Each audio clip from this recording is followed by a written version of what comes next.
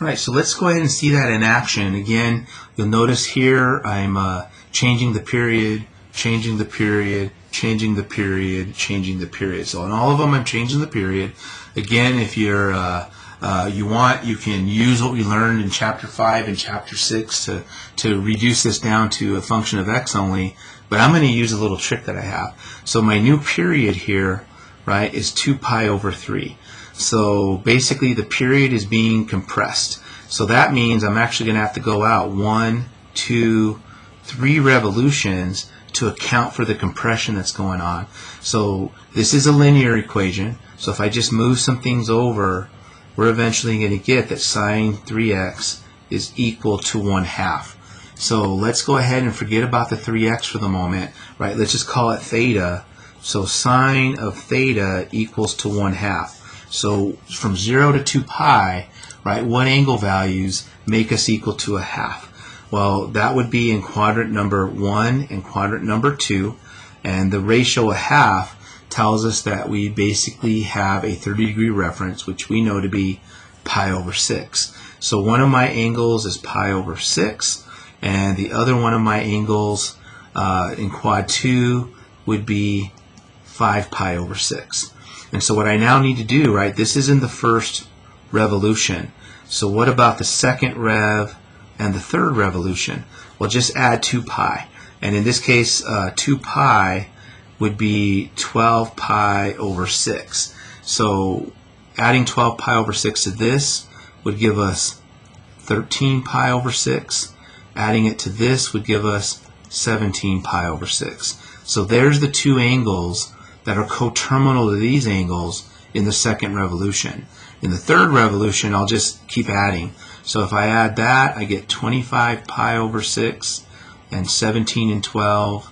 17 and 12, oh my goodness, 29 pi over 6. So those would be the coterminal angles to these guys in the third revolution. So now what we're going to do, right, is let's go ahead. That's what theta is, first rev, second rev, third rev. We know theta to be 3x. So let me replace that with 3x. And to solve it, I'm basically going to multiply everything by 1/3. So if I do that, we end up getting the following values, right? If we multiply this by 1/3, we get pi over 18. Here we get 5 pi over 18. We get 13 pi over 18, 17 pi over 18, 25 pi over 18, and then 29 pi over 18. And all of those, you'll notice that 29 pi, that, you know, we're talking about 0 to 2 pi, so that's bigger than 0. And then 36 pi over 18, right, is 2 pi. So you do in fact see that all 6 of those solutions do in fact lie between 0 and 2 pi like they should. And those would be your answers. So that's the using the trick. So analyze it, go as many revolutions as you need to go out. Again, that's by what we're dividing by. You know, we're condensing everything by a factor of 3, so that means I've got to stretch myself out by a factor of 3 to account for the dividing, and we pretty much get our solutions. Really, really cool trick. And again, these are not common angles, so very, very complicated angles. So that would be very complicated to do if you were doing it the other way, where you were trying to find everything as a function of x. So this trick really works really well. So next problem we have secant of 4x equals 2. Right? Well, why don't we begin by saying that this is saying the same thing in reciprocal idea, that the cosine of 4x is equal to 1/2. Now again, rather than breaking everything up, I know my new period is 2 pi over 4, which is pi over 2. So this basically means on a from 0 to 2 pi, if we have a new period of pi over 2, we're going through 4 cycles. So I need to go through 1, 2, 3, 4 revolutions to get everything done. So that means that my theta, right, my cosine of theta is equal to 1/2. That tells us that we're in quad 1 and in quad 4, and the ratio of 1/2 tells us that we're dealing with a 60-degree reference. So in radian mode, we're talking about pi over 3, and the other one would be 5 pi over 3. Right? That's what would give us there. So there's one revolution. But we got to go out a second revolution, a third revolution, and a fourth revolution to account for all the compression that's going on. So I'm just basically going to use my coterminality, 2 pi, right? Well, that's 6 pi over 3 as far as that's concerned. So I just keep adding. So 6 pi over 3 would give us 7 pi over 3, 11 pi over 3. So there's my second rev. For third rev, I just keep adding. So 7 and 6, that's 13 pi over 3, and 17 pi over 3. For the fourth revolution, we're going to just keep adding. So 13 and 6, that's 19 pi over 3, and 17 and 6 is 23 pi over 3. So there's all the coterminal angles to pi over 3 and 5 pi over 3 in the first rev, second rev, third rev, and fourth rev. So now, right, we go back. Theta is 4x. And to solve this, I basically have to multiply everything by 1/4. So essentially, if I multiply everything by 1/4, 3 times 4 is 12. So we got a bunch of things over 12. Nothing cancels out because 4 and 23, 19, 17, 13, 11, and 7, and 5, they're all relatively prime. So our x values are pi over 12, 5 pi over 12, 7 pi over 12, 11 pi over 12, 13 pi over 12, 17 pi over 12, 19 pi over 12, and 23 pi over 12. Right? And you can see again 24 over 12 is 2. So 23 over 12, this is well within the 2 pi. And pi, so all these angles are within the first 0 to 2 pi revolution that we have. So pretty amazing trick to use with regard to all this. So very, very nice. All right, so the next one, what's happening here is the new period is 2 pi over 1/2. So the new period is 4 pi.